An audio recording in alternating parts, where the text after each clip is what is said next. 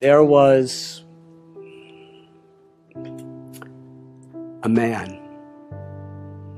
He lived in the 1920s, 1930s. His name was Easy Eddie. Easy Eddie was a super empowered attorney. And he was so good that he was hired by the Chicago Mafia, which was led in those days by someone named Al Capone. He was such a good lawyer. He knew the law so good, and he had so many connections, and he could manipulate things in such ways that no matter what charges they had on Al Capone or his people, they couldn't put any of them in jail. They couldn't convict him of anything. And because he was such a good lawyer, he was so valuable that the Mafia gave him enormous amounts of money. He had private airplanes. He had practically an entire city block of property with a beautiful mansion, the best of cars, the best of everything. And his son, he could do anything he wanted. But Easy Eddie was thinking, I've given my son everything. Everything money could buy. But there's one thing I haven't given my son. I haven't given him an example of a father that he could be proud of. And he thought about this for some time. And Easy Eddie came to the conclusion, the only way I could give my son a father with a legacy of a good name is I have to help the government put the Mafia in prison. Because the Mafia was killing people, and he was getting them off. Getting people addicted to drugs and alcohol, and he was getting them off. Extorting innocent little store owners who are struggling for their life, pay us so much a month or we're going to bomb your store. And they bomb them, and he was helping them. He helped the FBI. He testified. And many of the biggest people in the Mafia were put in prison. He knew full well that he would be killed for doing this. And one day he was riding in his car and another car came by and several people with machine guns filled his body with bullets, and he laid on the street dead. He paid a very high price to give his son a father who he could be proud of. That's a high price, but for him it was worth it.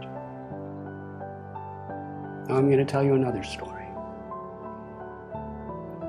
There was a man. He was in the United States Air Force during World War II.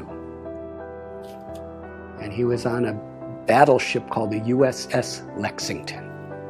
And he took off from his ship with a squadron of other airplanes, maybe 6 or 7, to go fight against the Japanese.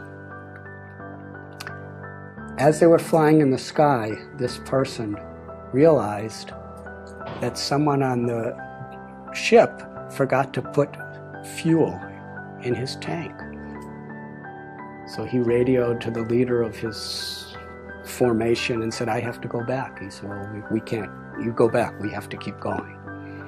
On his way back, he saw about 9 Japanese bombers coming toward the USS Lexington to sink the boat, and there were thousands of people on the boat.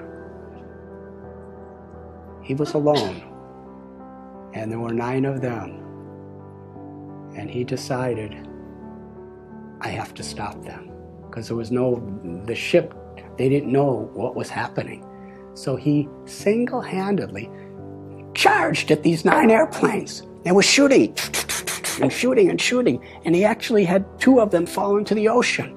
And then he ran out of bullets, and they were shooting at him and attacking him. And he was so enthusiastic and so fearless that he was flying at these different planes that were shooting at him, and he was knocking off their wings.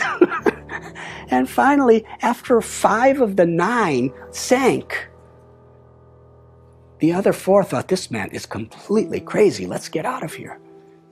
And they all flew away. And he came back, his plane was all beaten up, and the people of the USS Lexington actually saw what was happening. But they weren't prepared. He was the first person in the U.S. Air Force in World War II to get the U.S. Congressional Medal of Honor, the highest award there is. His name was Butch O'Hare. And the airport in Chicago, O'Hare Airport, is named after him. He's considered one of the greatest heroes of American history because he was willing to sacrifice his own life for the higher cause of others. What makes this story so interesting is Butch O'Hara was the son of Easy Eddie. That's a strong foundation. What are we giving our children? I have seen in my life traveling around, I've been wandering around this planet for 63 years now.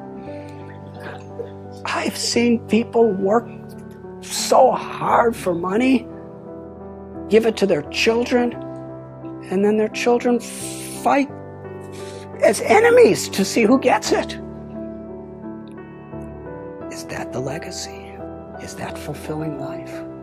Is that what we want to leave to the world? Our values, our character, the grace and the compassion, the love that flows through us is the greatest contribution we could make to our own life, to God, to our families, and to the world. And when we have those values, and we work and we build that foundation through good company and good practices and good decisions, then we could have a wonderful, fulfilling, meaningful life beyond birth, beyond death. And we could leave that as a legacy for the world.